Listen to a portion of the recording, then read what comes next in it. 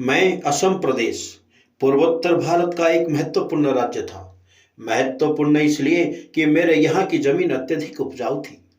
अनेकों नदियों के साथ ब्रह्मपुत्र नदी का जल प्रवाह मेरी जमीन को उपजाऊ बनाने में अपना योगदान दे रहा था।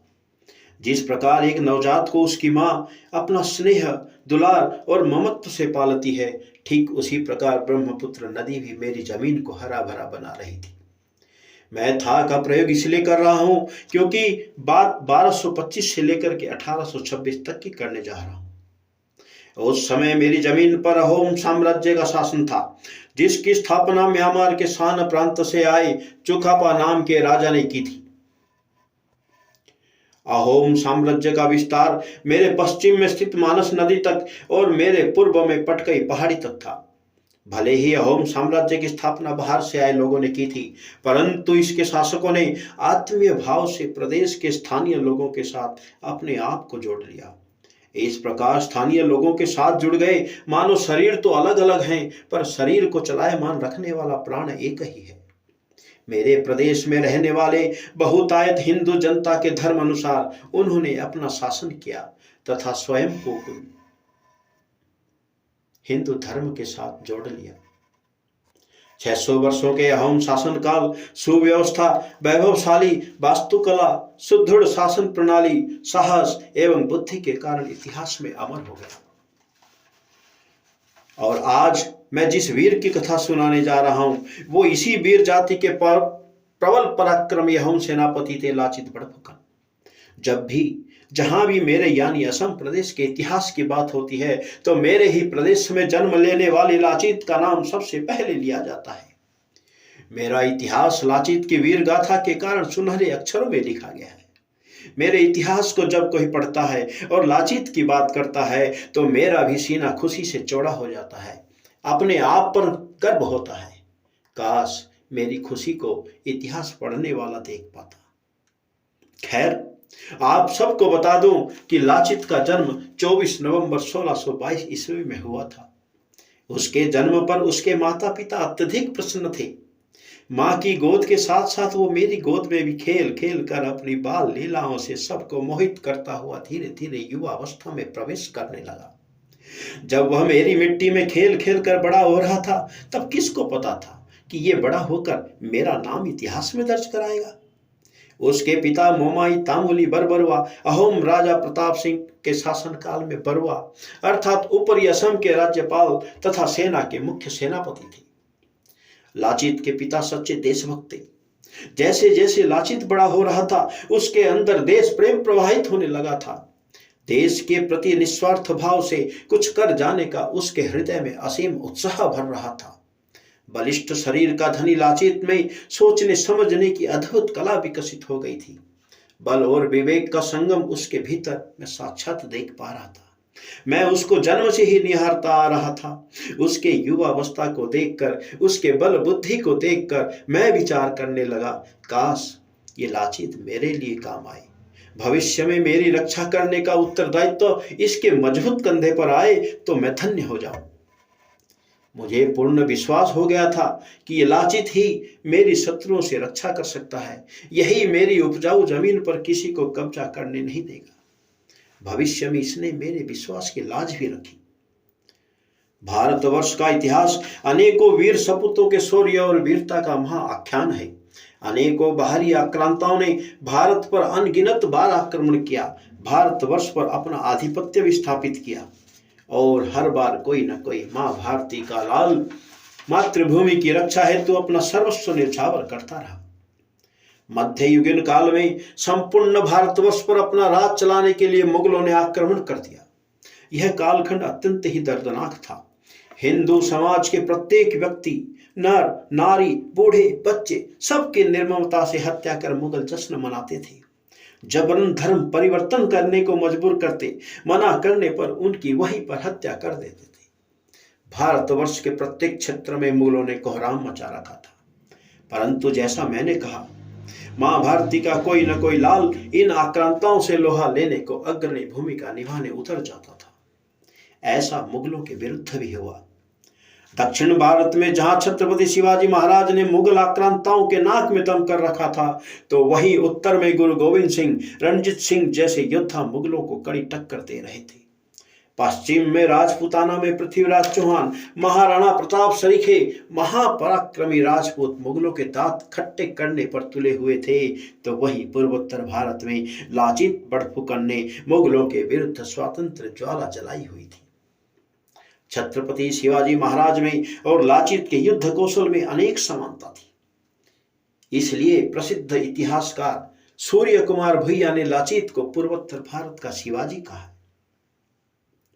मुगल साम्राज्य का विस्तार मेरे पड़ोसी राज्य कूच बिहार तक हो गया था। अहोम साम्राज्य एवं कूच साम्राज्य के मध्य सबसे अधिक तनाव रहता था। इसी कारण मुगलों ने कूच साम्राज्य के साथ नजदीकियां बढ़ानी शुरू कर दी, क्योंकि उनका लक्ष्य असम के रास्ते पूर्व की ओर बढ़ना था। अपने साम्राज्य विस्तार की योजना को सफल करने के लिए मुगलों ने कूच बिहार साम्राज्य के राज परिवार में फूट डालनी प्रारंभ कर दी। फूट इतनी गहरी हो गई कि राज परिवार में आपसी कलह शुरू हो गया तथा धीरे धीरे सत्ता संघर्ष के रूप में उभर कर सामने आ गया। यह साल 1615 की बात है। राज परिवार में ही दो गुट बन गए। जब भी संघर्ष होता, एक गुट का समर्थन मुगल करते और दूसरे का अहोम। ऐसे अनेकों लड़ाइयां लड़ी गई अहोम और मुगलों के बीच। कभी मुगल हावी होते थे तो कभी उनको मुंह की खानी पड़ती थी। फिर 1639 में मुगलों ने औरंगजेब के आदेश पर मेरे पश्चिमी क्षेत्र में प्रवेश किया। इस युद्ध में अहोम स्वर्गदेव राजा जयध्वज सिंह ने मुगलों के साथ अपनी पूर्ण शक्ति से सामना किया। लाचित भी उस युद्ध में अपनी वीरता प्रदर्शित कर रहा था। राजा ने उसको घुड़सवार रक्षक दल के अधीक्षक का पद दे रखा था। इस युद्ध में लाचित तथा अहोम सैनिकों ने युद्ध कौशल देखकर मैं असम प्रदेश हतप्रभर रह गया। अपनी मातृभूमि के रक्षण के लिए दुगुनी तिगुनी शक्ति से अहोमों ने मुगलों पर धावा बोला। अंततः मुगलों को हार का स्वाद चखने को मजबूर होना पड़ा। मेरे पश्चिमी भाग पर अधिकार करने का मुगलों का सपना अहोम राजा तथा उनके सैनिकों के कारण चकनाचूर हो गया। हार की खबर सुनकर धूर्त, कपटी, निर्दयी मुगल बादशाह औरंगजेब आग बबूला हो उठा। वह अपनी हार बर्दाश्त नहीं कर पा रहा था। हार को जीत में बदलने हेतु मुगलों का आक्रमण अहोमों पर होता ही रहा, निरंतर होता रहा। फिर साल 1662 में औरंगजेब ने अपने सरदार मीर जुमला को अहोमों पर आक्रमण के लिए एक विशाल सेना के साथ भेजा। मुगलों की विशाल सेना मीर जुमला के हवाले करते हुए औरंगजेब ने कहा, मीर जुमला जाओ, अब की बार जीत कर आना, जहां पना ऐसा ही होगा। मीर जुमला विशाल सेना को लेकर मेरे पश्चिमी दिशा पर आक्रमण कर दिया। मुगल सेना संख्या में अहोम सेना से कई गुना अधिक थी। भयंकर युद्ध प्रारंभ हो गया। तलवारों के टकराने, तोपों के गोलों की आवाज से मैं सिहर उठा। अहोम सैनिक एक एक करके मारे जा रहे थे। मेरे हृदय के तार तार हो रहे थे। मेरी जमीन पर लाशों का अंबार एकत्रित हो गया, जिसमें अहोम सैनिकों की संख्या अधिक थी। अंततः इस युद्ध में अहोम पराजित हो गए। मुगलों ने राजा जयध्वज सहित सभी राज परिवार के लोगों को नजरबंद कर लिया। अब गुवाहाटी पर मुगलों का नियंत्रण हो गया। अहोमों के हाथ से गुवाहाटी निकल चुकी थी। मुगल अब वहां रहने लगे, परंतु मेरी असम प्रदेश की जलवायु मीर जुमला को रास नहीं आई। अत्यधिक ठंड, आंधी, तूफान तथा अधिक वर्षा होती रहने के कारण वो यहां से दिल्ली वापस चला गया।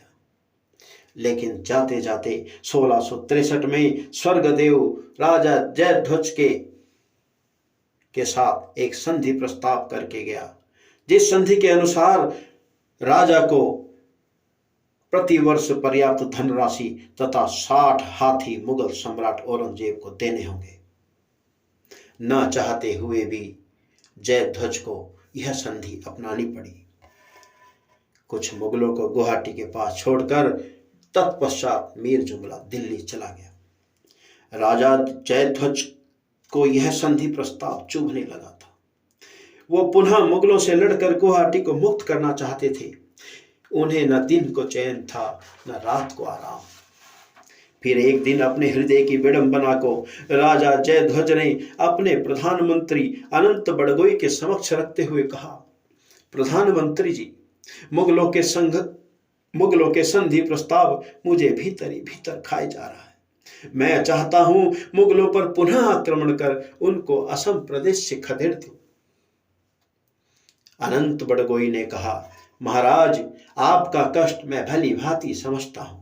मुगलों के साथ युद्ध करने हेतु मैं आपकी बात से सहमत हूं, परंतु राजन, सबसे पहले हमें अपनी सेना पुनः खड़ी करनी होगी, सैनिकों की भर्ती करनी होगी, अपनी शक्ति का संचय करना होगा। राजा को प्रधानमंत्री की बात समझ आ गई। सेना के पुनः निर्माण का बीड़ा स्वयं राजा जयध्वज ने उठाया। संपूर्ण प्रदेश में जा जाकर सेना में भर्ती का प्रस्ताव दिया। जनमानस के अंदर देश प्रेम का भाव जगाना प्रारंभ कर दिया। इस सब प्रयासों में लाचित ने भी महती भूमिका निभाई। परिणाम भी शीघ्र ही आने लगा। जहां देखो वहां लोग सेना में भर्ती को आतुर नजर आ रहे थे। उनको प्रशिक्षित करने का कार्य भी गति पकड़ चुका था। राजा जयध्वज स्वयं इस सभी का निरीक्षण कर रहे थे। सेना तैयार होने लगी थी। राजा की उत्सुकता भी बलवती हो रही थी कि मुगलों से गुवाहाटी वापस लेना है, शीघ्र लेना है। परंतु विधाता ने कुछ और ही सोच रखा था। राजा जयध्वज अस्वस्थ हो गए। मरणासन्न की स्थिति उत्पन्न हो गई। स्वयं के रहते गुवाहाटी को मुक्त कराने का उनका स्वप्न धूमिल होता नजर आ रहा था। मरने से पहले राजा जयध्वज ने अपने उत्तराधिकारी चक्रध्वज को स्वर्गदेव घोषित करते हुए चक्रध्वज से कहा, चक्रध्वज, मेरा सपना है मुगलों से असम प्रदेश की रक्षा करना। मुझे वचन दो, मेरे बाद तुम मुगलों को यहां से खदेड़ दोगे। इतना कहकर उत्तर सुनने के लिए आतुर दृष्टि से चक्रध्वज को देखते रहे। राजा चक्रध्वज ने कहा, मैं आपको वचन देता हूं, मुगलों को यहां से खदेड़ दूंगा। एक भी मुगल यहां नहीं बचेगा। अगर कोई बचा तो वह जिंदा नहीं रहेगा। स्वर्गदेव राजा जयध्वज के प्राण इसी उत्तर की प्रतीक्षा कर रहे थे।